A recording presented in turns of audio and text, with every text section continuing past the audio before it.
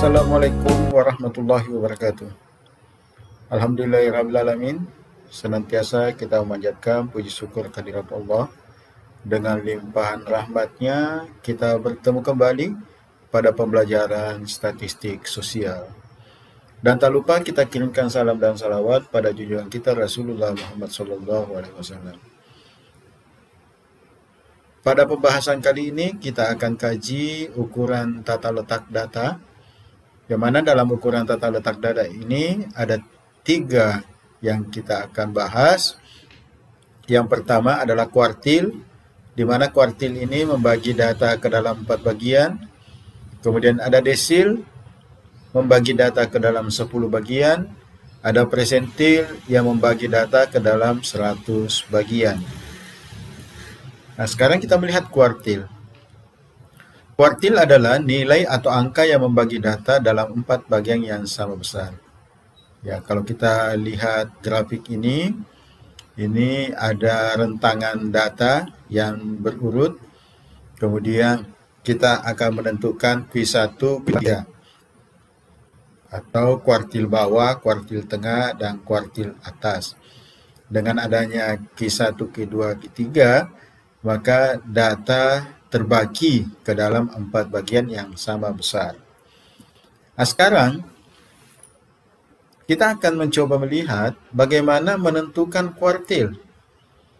Nah, di dalam pembahasan kita untuk menentukan kuartil ini, kita akan lihat kuartil data tunggal dan kuartil data kelompok.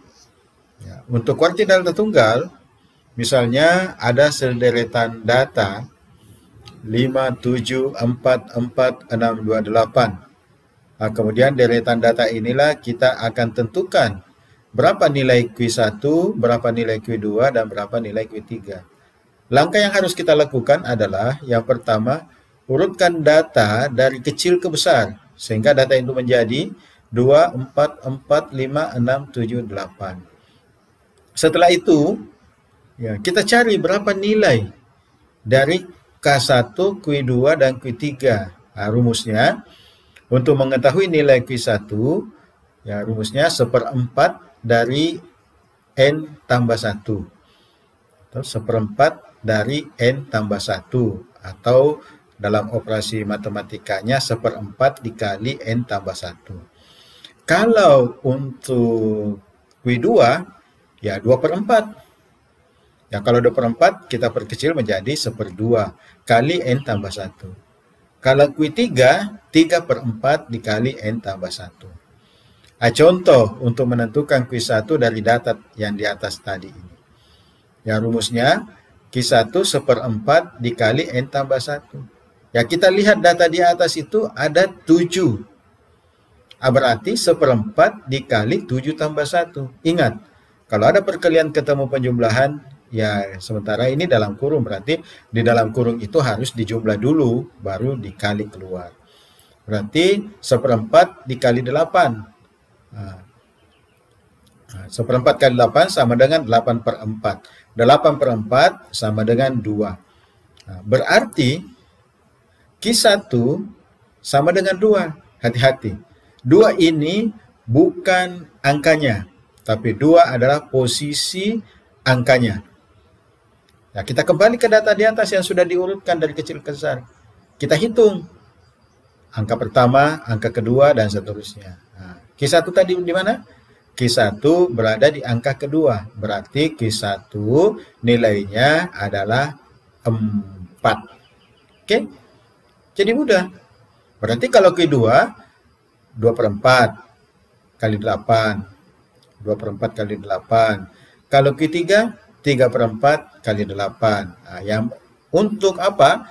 Rumus tadi untuk menentukan letaknya. Nah, setelah didapat berapa letaknya, kemudian dihitung dari deretan angka itu.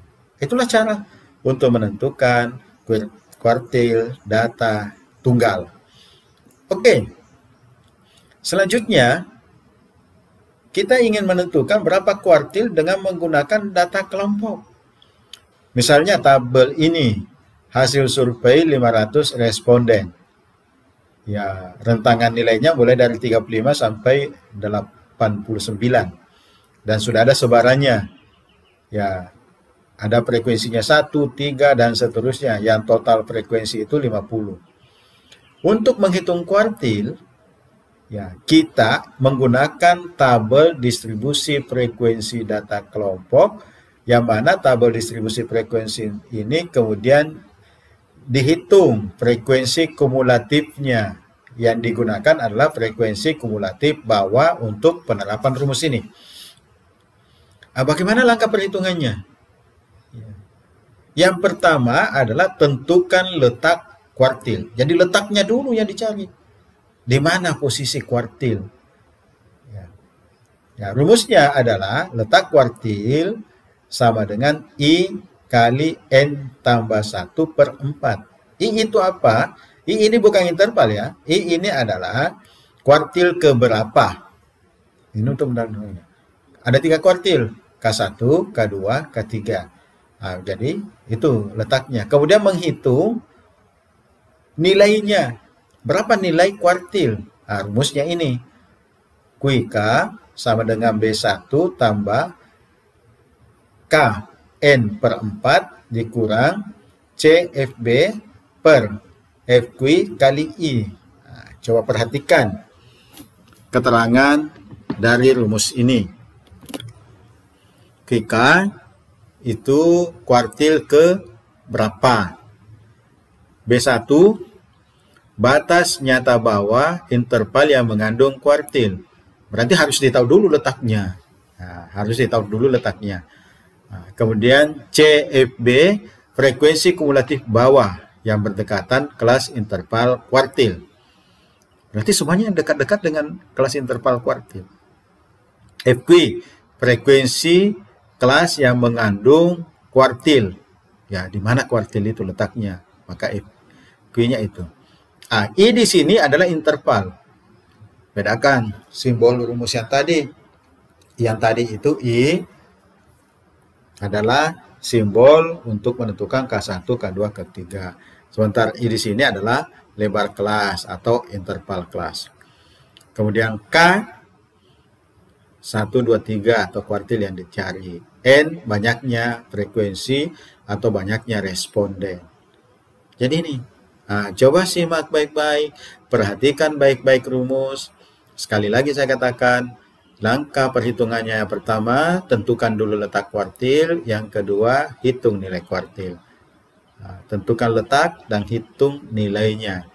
Letak kuartil itu hanya 3, K1, K2, K3. Jadi dari data ini yang pertama kita cari berapa atau di mana letaknya kuartil. Sekarang kita lihat. Coba perhatikan baik-baik.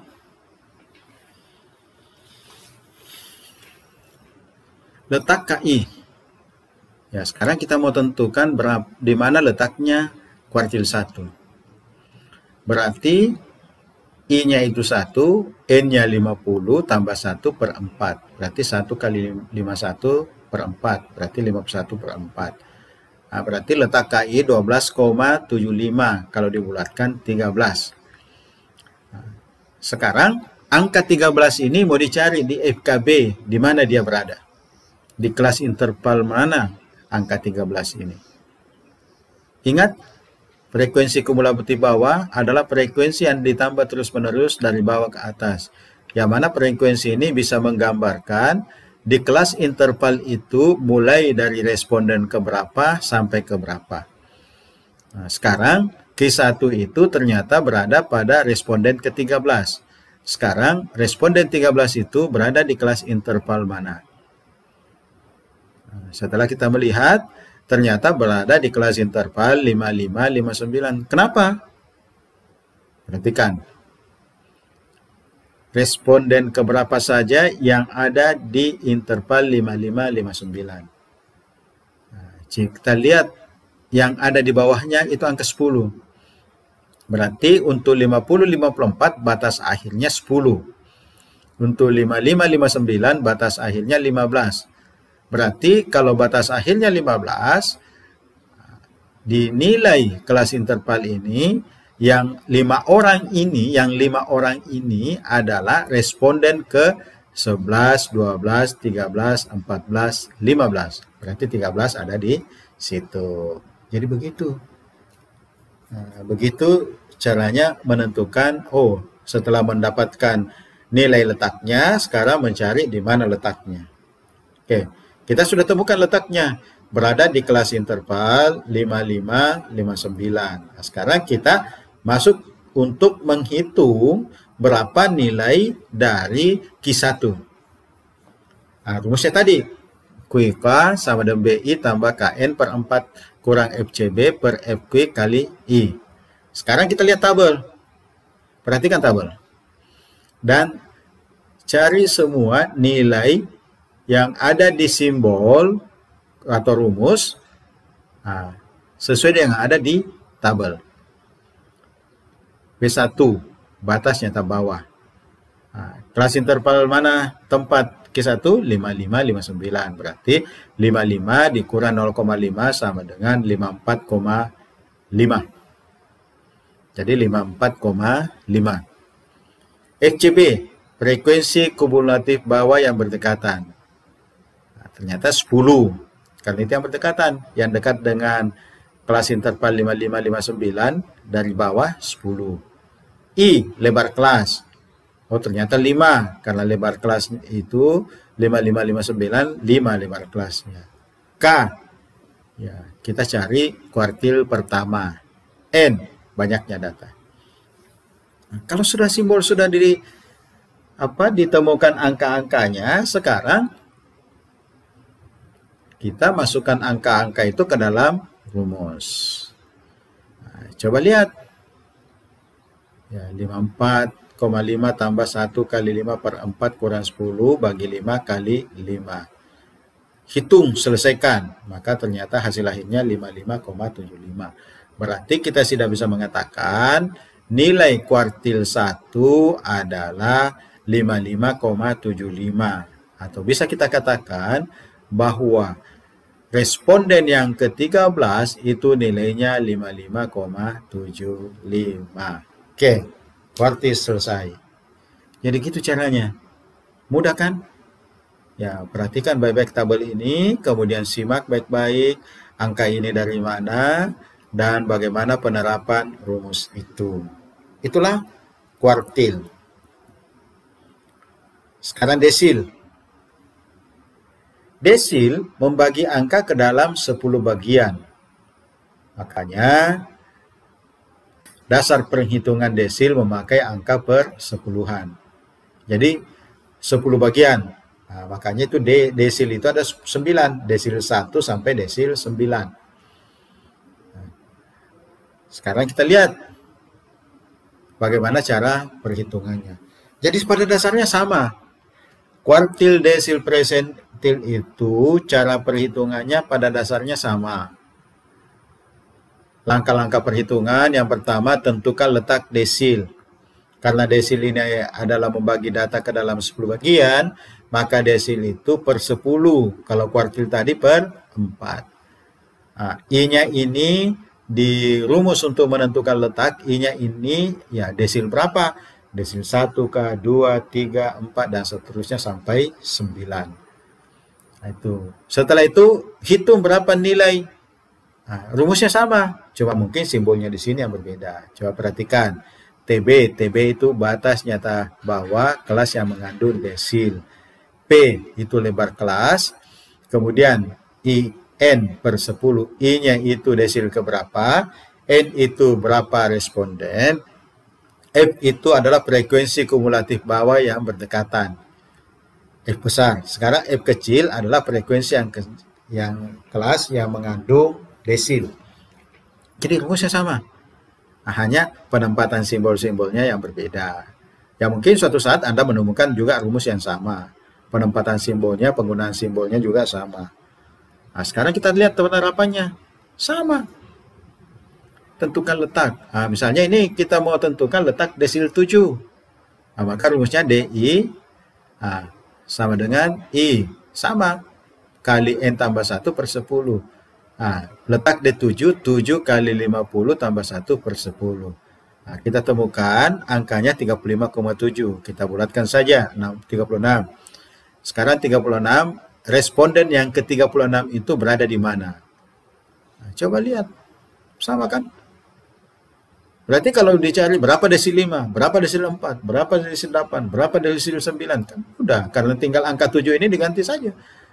Ya, 7 diganti dengan 8 berarti 8 kali 50 tambah 1. Diganti dengan 4, 4 kali tambah kali 5 tambah 1 dan seterusnya. Kemudian ditentukan di mana letaknya. Oke. Nah, coba perhatikan cara penerapannya juga untuk menghitung nilainya. Perhatikan antara tabel dengan simbol. Ya.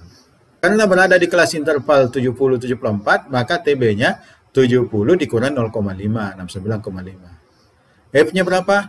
34, karena F besar ini adalah frekuensi kumulatif bawah yang berdekatan. F-nya berapa? 8, karena 8 ini adalah frekuensi desil. P-nya berapa? 5, karena P ini adalah lebar kelas. I-nya berapa? 7, karena desil 7 yang kita cari. N-nya berapa? 50. Maka di sini kenapa dia menggunakan P, supaya kita tidak salah paham dengan dua simbol yang sama. Biasanya kan I itu interval, karena di sini I adalah gambaran untuk menentukan desil keberapa, maka untuk kelas intervalnya menggunakan simbol P. Cara perhitungannya ya sama dengan kuartil tadi, cuma yang berbeda adalah dibagi 10, dan kalau kuartil itu hanya 1, 2, 3, maka desil 1 sampai 9. Oke. Mudah kan? Sekarang persentil. Ya pada prinsipnya sama. Nah, coba lihat, ya membagi data ke dalam 100 bagian. Nah, maka biasanya dasar perhitungan persentil memakai angka per seratusan. Nah, coba lihat rumusnya, PI kali N tambah 1 per 100. PI TB, nah sama, tambah I per 100 kali N kurang FK per FI kali P. Kan rumusnya di situ.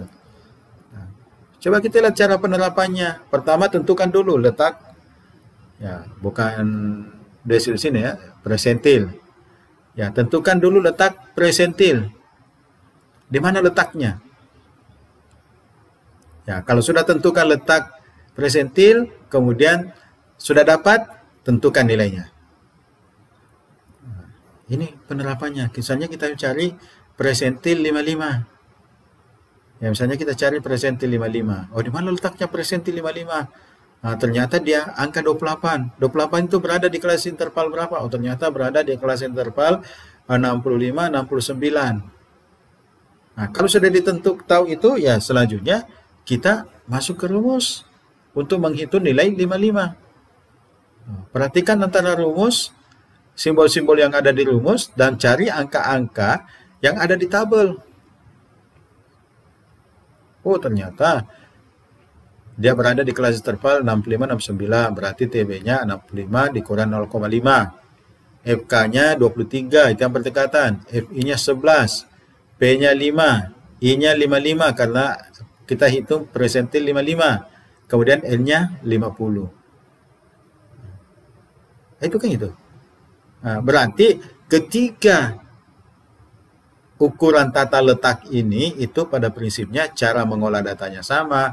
Yang berbeda cuma pembaginya. Ada dibagi 4, ada dibagi 10, ada dibagi 100. Berarti kalau persentil mulai dari persentil 1 sampai persentil 99. Nah, jadi kalau Anda ingin menguasai, ya dari rumus yang ada, kemudian Anda ya ganti-ganti. Misalnya desil, tadi sudah dicontohkan desil desil 5. Nah, sekarang Anda cari desil berapa? Nah, persentil sudah dicontohkan persentil 55. Anda cari lagi persentil berapa? Nah, kuartil sudah dicontohkan 1, ya cari lagi 2 dengan 3. Karena sekali lagi untuk menguasai statistik tidak ada cara lain kecuali mengulang-ulang. Nah, jadi saya kira itulah pembahasan kita pada kali ini. Semoga ada manfaatnya, tidak ada yang sulit selama ada kemauan. Ya mudah-mudahan kita sukses terus dan jangan lupa senantiasa belajar, belajar, dan belajar. Karena itulah cara bagaimana kita bisa menguasai materi dengan banyak belajar. Terima kasih atas perhatian. Mohon maaf bila ada hal yang tidak berkenan. Ya, kita akan bertemu kembali di pembahasan yang lain. Assalamualaikum warahmatullahi wabarakatuh.